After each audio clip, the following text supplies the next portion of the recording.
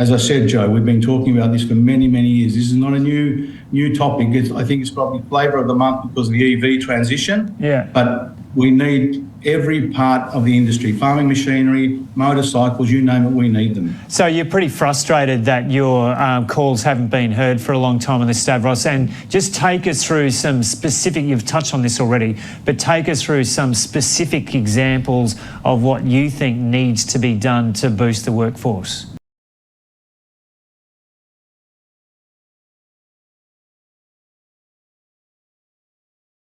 Hello everyone, welcome back to another episode of Parts Talk. Thank you for joining me. I appreciate each and every one of you. Now today we're going to be diving into the pressing issue of the shortage of EV mechanics and its potential implications amid the push in the EV mandate. As you know, EVs are rapidly gaining traction in the automotive market, fueled by advancements in technological and the growing environmental awareness. However, as EV sales continue to push, a critical challenge emerges: the shortage of qualified EV mechanics to work on these things, and government's new vehicle efficiency standard incentivizing consumers to embrace electric vehicles. The demand for skilled EV mechanics is expected to skyrocket. Without a strategic plan in place to address this shortage, could the surge in EV sales compound the problem? It's not really a surge, but rather the push. But to shed light on this issue, we'll explore the factors contributing to the shortage of EV mechanics and the potential consequences of the growing demand for their services. We will also look at the urgent need for proactive solutions to ensure the sustainability of the EV market. We are going to take a journey to the land down under, and yes, they too have all the concerns we in the West are experiencing. But before we dive into this feature video, if you're new to the channel, please hit that subscribe button so you can be notified on or about this discussion. Let's get into this feature. There are components which are obviously the same. However, the electric component, the engine, battery, needs an upskilling of the existing workforce. And the technicians that have a license or a qualification in light vehicle need to upskill themselves with the components of electric. And so how bad is this shortage of EV mechanics right now in Australia? Look, it's been on for not just electric vehicles. The whole industry has got a skills shortage, and we've been harping on about this to government for many, many years. And to give you an example of the size of the problem, you know, the automotive contributes in excess of 45 billion to the Australian economy, employs over 390,000 people across the whole industry, and we need people. And unfortunately, we just can't find. It's difficult to find and attract people, skilled people to the industry. And we need to work closer with the government in order to find ways to bring people into the industry. And that's even regular mechanics too. Absolutely, across the whole spectrum of every sub-segment of the automotive industry. Yeah, and I guess that's what a lot of businesses have been going through in Australia post-COVID, huh? Well, you know, Joe, the situation is as follows. The small businesses are a big component of the economy, as we all know. There's a lack of succession planning, the cost of conducting business today, the increase in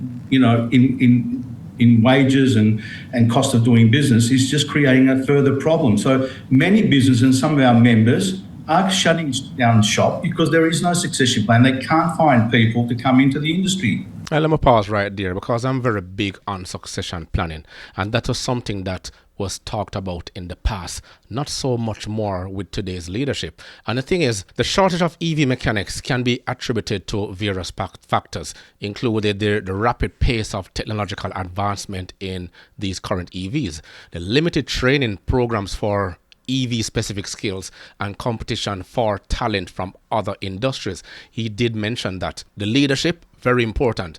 Now, as EV sales surge, well, so they think, the demand for qualified mechanics is outpacing the supply and leading to challenges in servicing and maintaining electric vehicles. Our heads of governments are too distracted by the emotional demands of society while neglecting the realism that without maintaining and building our infrastructures, we will achieve absolutely nothing. Let's continue. And is it going to get worse with the transition to electric vehicles? Well, I think it's going to be a challenge. It's going to be an obstacle. And I think the government needs to work faster. We need a plan, needs to work with the industry. because we know what's happening on the ground. We need to give them some advice, and we work on a plan to actually engage with people and going to schools and trying to get people back into, the industry. We need that desperately.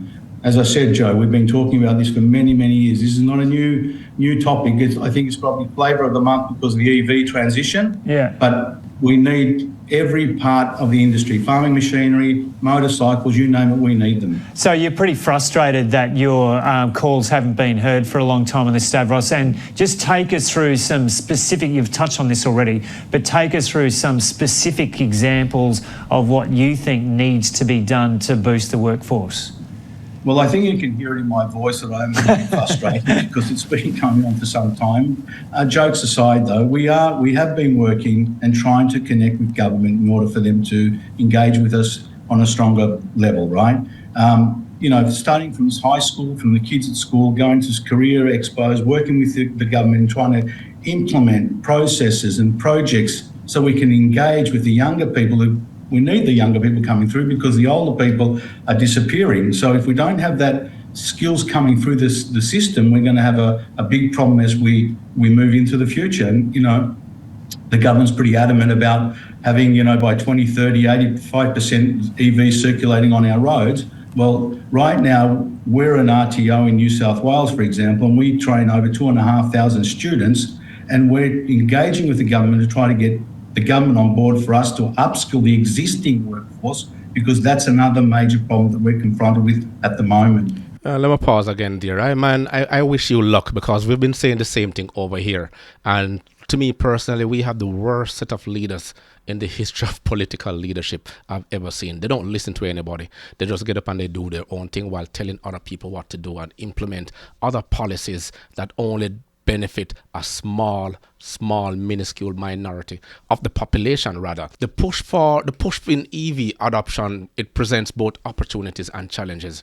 And while it signals a positive shift towards a sustainable transportation system, it also amplifies the need for skilled EV mechanics to support the growing EV fleet. He's been saying this, I've been saying this, others have been saying it. Without adequate training programs and workforce development initiatives, the shortage of EV mechanics will hinder the widespread adoption of electric vehicles and impact the overall sustainability of the EV market, rather the auto industry market. But in order to do so, you have to be a mechanic while being an electrician, and on top of that, you have to be an auto technician, as new vehicles are now built with all three attributes. Our leaders have lost touch with reality, and it starts with the boys. He's saying it as well, and no one else. Plus, we exist in a society where service writers make more money than the actual mechanics doing the job, and a skilled mechanic can change profession and go work in another industry, making far more using the very same skill set. Yeah, so a really practical example would be your business sending mechanics or more people into schools to encourage kids into the trade. How extensively is that done already? Well, I think it's done, but not extensively. I think the reality is that, the perception of the automotive industry, especially with the technical side of things, the old mechanics, let's say, that's moved on from there. So a lot of the perception still around is that, it's a dirty trade. Well, it's not the case. And we're not talking just about workshops. We're also talking about, car dealers to tyre dealers, to the whole matters of the industry is affected. And we're constantly having this argument with the government about support, and we're not getting it. I mean, they're having a shift because they're realising that with the EV transition, they're going to have to do some activities and incentivise some of these activities as well. So we're hoping that the government comes to the table and has a plan on how do we actually engage with people to bring them into the industry. The upskilling is a completely separate component of that, but we need to bring people into the industry. And prior to COVID, with the people leaving the country, obviously for migration, and now coming back in, it's improved slightly. But I have members of ours who have actually gone abroad to bring people in themselves, employing people from the Philippines, for example, to bring them in because they can't find people in Australia. And that, when you get to that situation, Joe, it's a serious concern. And if there are kids out there listening now who are looking for a trade to go into, do you earn a good quid in that field too? Oh, absolutely.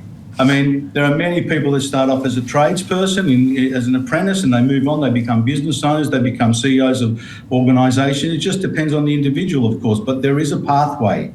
There is a pathway to continuous development, continuous improvement, and that's what we do with our school. That's what we do with our trainees, and we've got people that we put in the world skills as high achievers. So there is a pathway. It's a clean environment. It's a great industry to be involved in. The technology is really, breakthrough, and it's leading in all parts of the world, and you can see what's happening in the industry today. Interesting perspective, but he's waiting on government to take the lead on this. He's very hopeful that government will intervene in this situation, but they never do. They're very reactive after everything has gone bad because of the problem that they initially started.